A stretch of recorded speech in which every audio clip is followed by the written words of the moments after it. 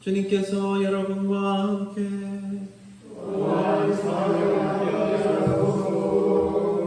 성마르코가 전한 거룩한 복음입니다.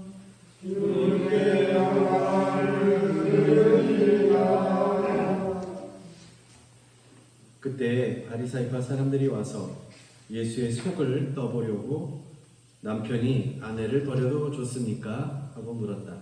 예수께서는 모세는 어떻게 하라고 일렀느냐? 하고 반문하셨다. 이혼장을 써주고 아내를 버리는 것은 허락했습니다. 하고 그들이 대답하자 예수께서는 이렇게 말씀하셨다. 모세는 너희의 마음이 굳을 대로 굳어져서 이 법을 제정해 준 것이다. 그런데 천지창조 때부터 하느님께서는 사람을 남자와 여자로 만드셨다. 그러므로 사람은 그 부모를 떠나 자기 아내와 합하여 둘이 한 몸이 되는 것이다. 따라서 그들은 이제 둘이 아니라 한 몸이다. 그러므로 하느님께서 짝지어 주신 것을 사람이 갈라놓아서는 안 된다. 집에 돌아와서 제자들이 이 말씀에 대하여 물으니 예수께서는 누구든지 자기 아내를 버리고 다른 여자와 결혼하면 그 여자와 간음하는 것이며 또 아내가 자기 남편을 버리고 다른 남자와 결혼해도 간음하는 것이다 하고 말씀하셨다. 사람들이 어린이들을 예수께 데리고 와서 손을 얹어 축복해 주시기를 청하자 제자들이 그들을 나무랐다. 그러나 예수께서는 화를 내시며 어린이들이 나에게 오는 것을 막지 말고 그대로 두어라. 하느님의 나라는 이런 어린이와 같은 사람들의 것이다. 나는 분명히 말한다. 누구든지 어린이와 같이 순진한 마음으로 하느님 나라를 받아들이지 않으면 결코 거기 들어가지 못할 것이다. 하고 말씀하셨다. 그리고 어린이들을 안으시고 머리 위에 손을 얹어 축복해 주셨다. 주님의 복음입니다. 예수를 찬미합니다. 성부와 성자와 성령의 이름으로 아멘. 오늘 들으신 이 복음은 두 부분으로 나누어져 있습니다. 첫 부분은 혼인에 관한 말씀이고 두 번째 부분은 어린이와 하느님 나라와의 관계에 관한 말씀입니다. 이미 2주 전에 어린이에 관한 말씀을 들으셨죠? 그때도 예수님께서 어린이를 하나 세우고 이 어린이를 받아들이는 것이 곧 나를 받아들이는 것이다 라고 말씀하셨던 것처럼 오늘 또 어린이에 관해서 강조를 하고 계십니다. 그것도 어떻게 하시냐? 화를 내십니다. 아이들이 다가오는 것을 막지 말라라고 하실 정도입니다. 그래서 사람들이 이제 유아 세례를 하죠. 어렸을 때 아이들 태어나자마자도 이렇게 세례를 베풀고 하지 않습니까? 그래서 이런 예수님의 모습에서 유아 세례를 해야 되겠구나 뭐 이런 생각도 했던 것 같습니다. 그러니까 하느님 나라의 선물, 하느님 나라의 선물 가운데 이렇게 하나가 이처럼 남녀노소 차별 없이 세례를 받을 수 있다는 것입니다. 그래서 이 어린이와 같이 순수한 마음으로 하느님을 받아들이는 사람에게 하느님 나라는 저 멀리가 아니라 바로 이곳에 있고 그것이 바로 은총으로 주어져 있음을 강조하고 있다고 보여집니다. 1년의 오늘 복음 말씀 가운데 첫 번째로 주목할 사항은 바리사이파와 예수님과의 이야기입니다. 바리사이파 사람들과 율법학자들은 나름 성서를 연구하고요, 율법을 잘 따르던 사람들이었습니다.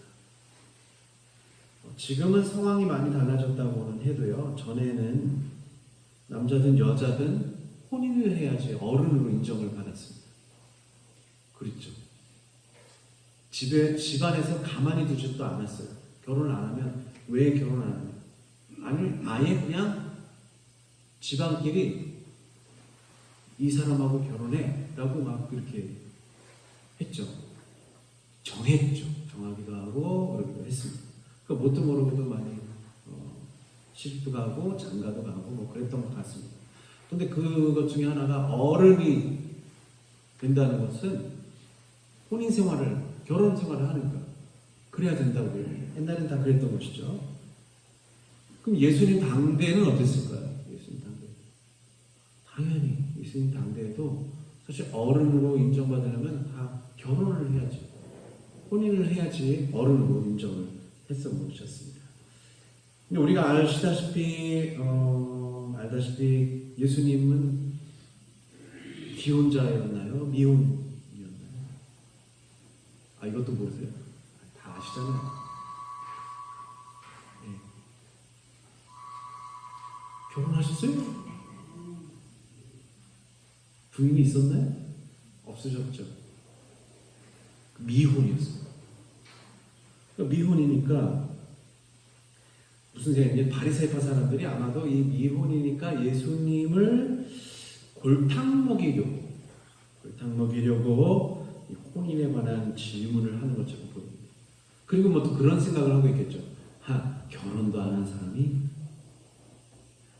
혼인 생활에 대해서 뭘 알겠어? 뭐 이런 것들이 있겠고요. 또 결혼도 안 한 사람이니까 뭐예요? 아직도 어른도 아닌 사람이 누구를 가르치고, 예수님 그러셨잖아요. 복음 말씀 전하시고 가르치고 막 이랬잖아요. 그러니까 어른도 아닌 사람이 뭘 가르치고 저래? 뭐 이렇게 생각을 했던 것 같습니다.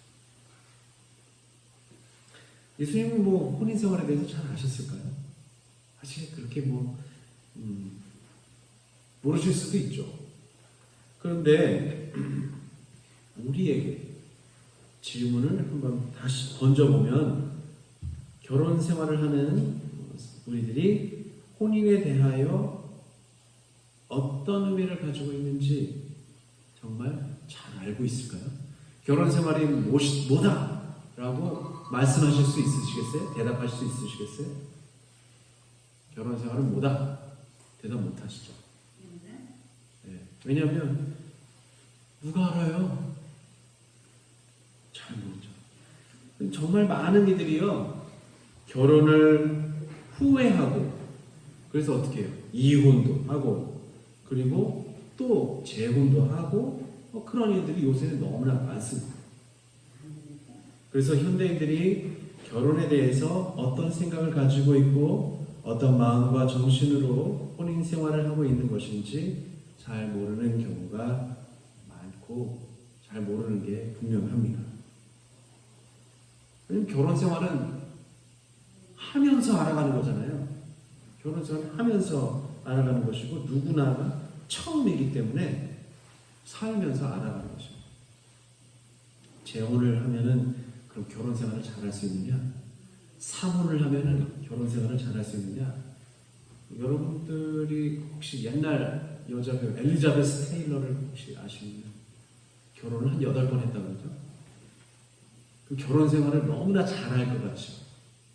잘 모르니까 그렇게 하는 거죠. 그리고요, 생각해 보니까는 재혼하든 사혼이든 그 사람하고 사는 건 첫 번째잖아요. 누구나가 다 첫 번째.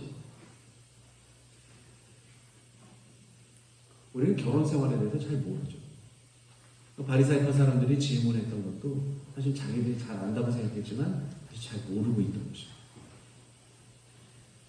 예수님께서는 어쨌든 이 바리새파 사람들의 질문에 대해서 단호하게 대답하십니다.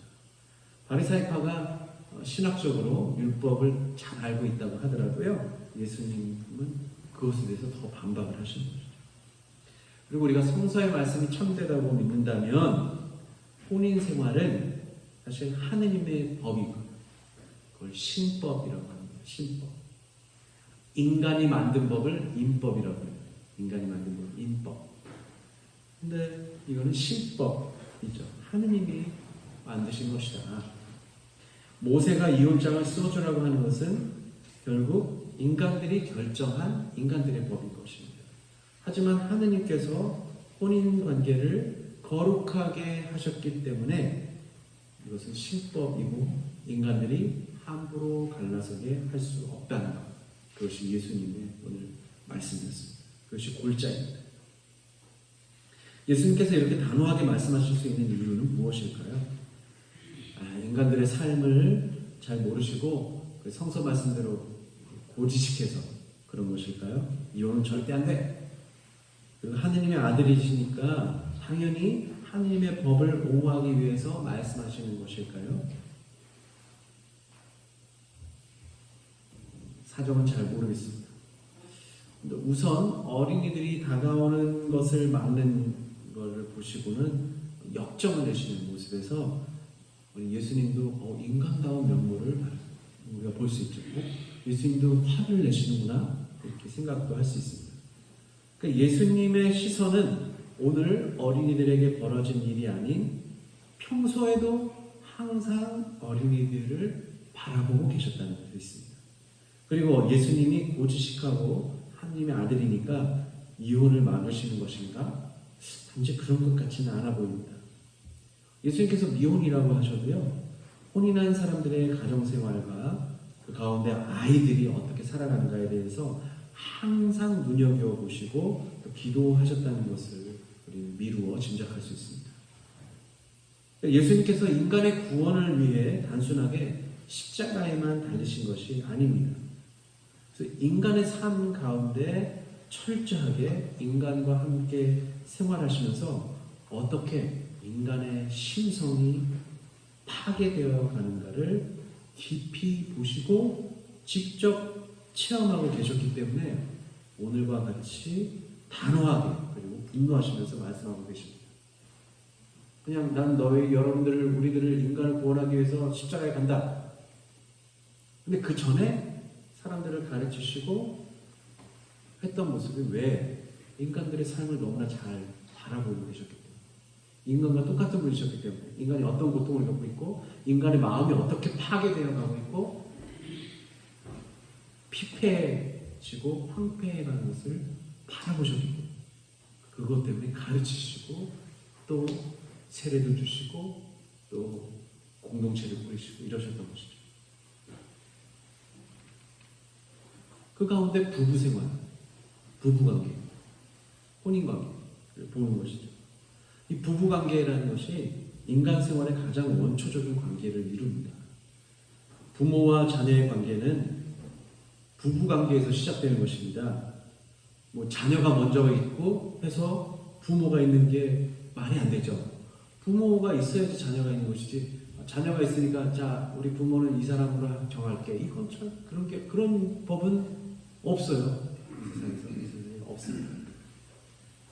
그래서 부모와 자식 간의 그 거리를 뭐라 그래요? 일촌. 촌수로 따지면 그렇습니다. 촌수 아시죠? 촌수. 그러면 조부모하고 손주와의 몇 촌인가요? 원래는 2촌이라고 하지만 사실은 1촌입니다. 직계 1촌입니다. 부모가 일찍 가면은 누가 돌봐요? 자녀들, 그 손주들은 보통은 그냥 노구를 입으시고 그 지급정소 오히려 엄마 아빠보다 더 지급정소 이 아이들 좀 그만 야 이것 좀 먹여라. 그래서 어떻게 해요? 옛날에는 다 씹어갖고 먹이기도 하고 그래요. 물론 끔찍한 일이지만 그 정도고 그 사실은 2촌이지만 이론상으로는 2촌이지만 이제 1촌입니다. 그럼 우리 동기간 어떻게 됩니까? 촌수. 부모를 거쳐서 오기 때문에 2촌입니다. 2촌이라고 하죠. 부부는요. 부부는 무촌입니다. 무촌. 촌수가 없습니다. 그래서 이 촌이 그럼 어떤 말이냐? 마디촌이라고 해요. 마디촌. 한자말이긴 한데요. 어디가 마디냐? 요쪽, 요 손끝에서 여기 맥박이 짚혀지는 데까지를 한 마디. 그래서 이게 1촌이라는 거죠. 그러니까 부모와 자식 간의 거리는 여기 요 정도로. 요쯤 되니까 여기서 맥박이 뛰네. 요 녀석이 나의 맥박이구나. 이렇게 뛰는 걸 아는구나. 라는 거예요. 부부는 뭐냐면 맥박이 뛰지 않아도 그냥 한 몸인 거예요. 그 촌수가 없는 거예요.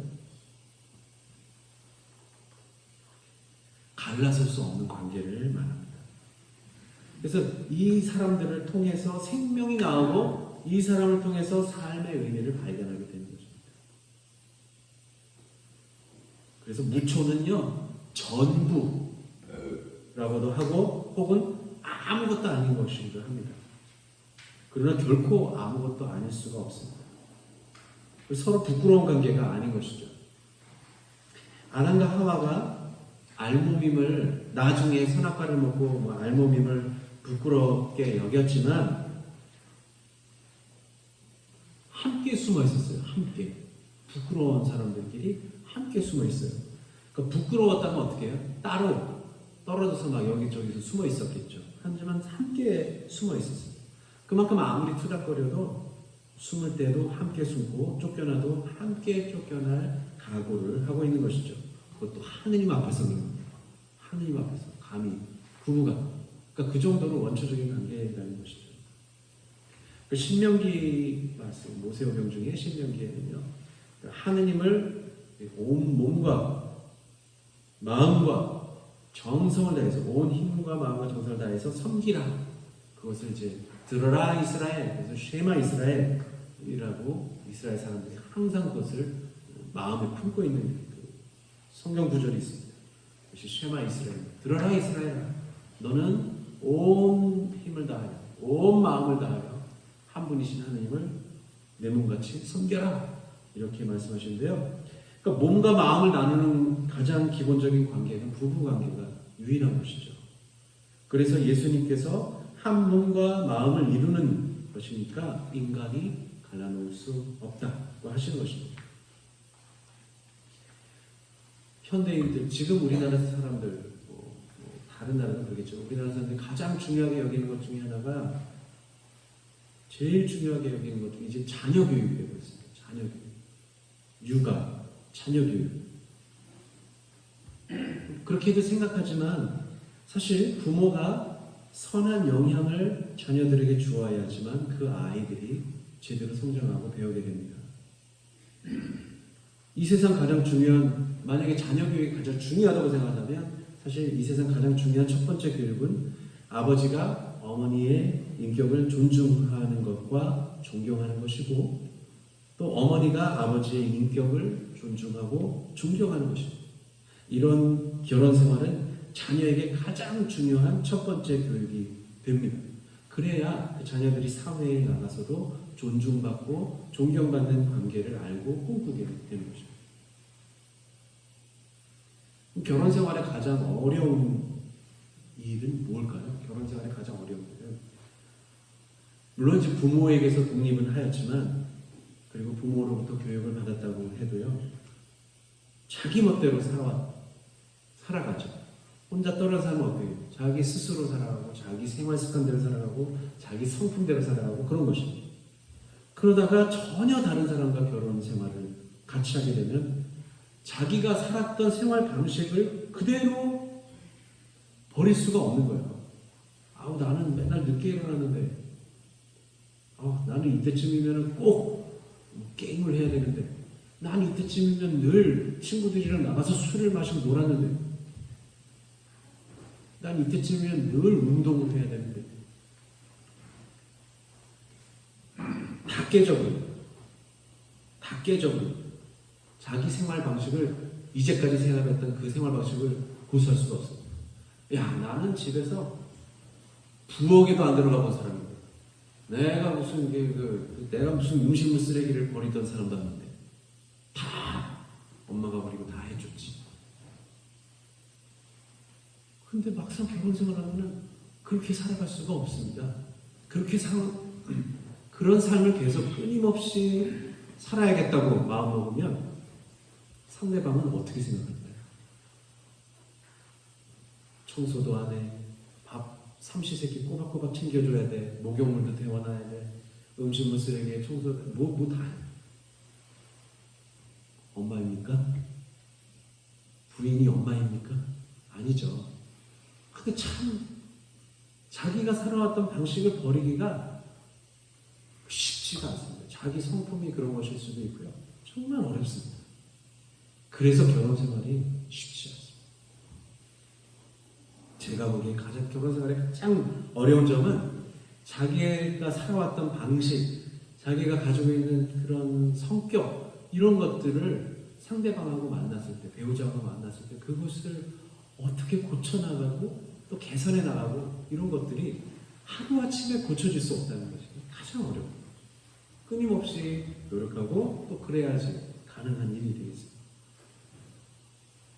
이제까지 제 멋대로 살려고 했던 생활 방식을 바꿀 각오가 있는지 먼저 생각해 보아야 합니다. 그리고 실제로 실행에 옮겨야 합니다. 그러니까 우리 부부 생활을 어떻게 알아가는 관계인 것이지 처음부터 부부가 되었으니까 다 모든 것을 다 안다고 할 수가 없죠. 그리고 실질적으로 잘 모르고 있는 것도 많습니다. 이해를 못하고 있죠. 상대방을 잘 이해 못할 때도 많습니다. 그러니까 싸우기도 하고 다투기도 하고 하게 됩니다. 예수님께서 나이가 30이 되기 전까지 어떤 삶을 사셨는지 사실 아무도 모릅니다. 하지만 30년간 살아오면서 이 세상에 나아가서 어떤 삶을 살아야 하고 어떤 가르침을 전해야 하며 어떤 삶을 실천을 해야 할까를 깊이 고민하시고 사람들의 삶 속에서 사람들이 어떤 것에 고통을 겪고 있고 어려움을 겪고 있고 사람들의 삶이 어떻게 파괴되어 가는가를 보셨을 것입니다. 그 가운데가 이혼인 것이죠. 이혼을 할 때 행복한 사람이 있습니까? 아, 난 이혼해. 아, 나 좋다. 난 언제든 이혼하려고 내가 결혼한 거야. 이런 사람은 없었어요. 그리고 우리가 한 상처를 입게 되면 상처가 아물었다고 해도 항상 흉터를 남길 수밖에 없습니다. 흉터가 남죠. 한 몸과 한 마음을 이루었던 사람과의 헤어짐과 절교는요, 누군가를 더 이상 믿을 수 없는 불신의 늪으로 빠지기도 합니다. 아니 그냥 사랑하던 사람들끼리 결혼도 안 하고 사랑하던 사람들 헤어지고 그러면 어떻게 해요? 울고 난리가 나죠. 몇 날 며칠을 그냥 우울하게 빠지고. 그리고 결혼 생활하는 사람도 물론 오만정이 다 떨어졌다고 하더라도 그것이 이혼을 하게 되면 씻을 수 없는 마음의 상처를 남길 수밖에 없는 것이죠. 만약에 이혼을 통해서도 자신의 삶의 방식을 바꾸지 못하고 무엇 때문에 배우자의 마음을 잃었는지 깨닫지 못한다면 다시 재혼을 해도요 똑같은 방식의 삶을 살아가게 되는 것입니다. 우리들의 삶이 어떻게 파괴되어 가는지 그것이 자녀들에게 어떤 영향을 미치게 되는지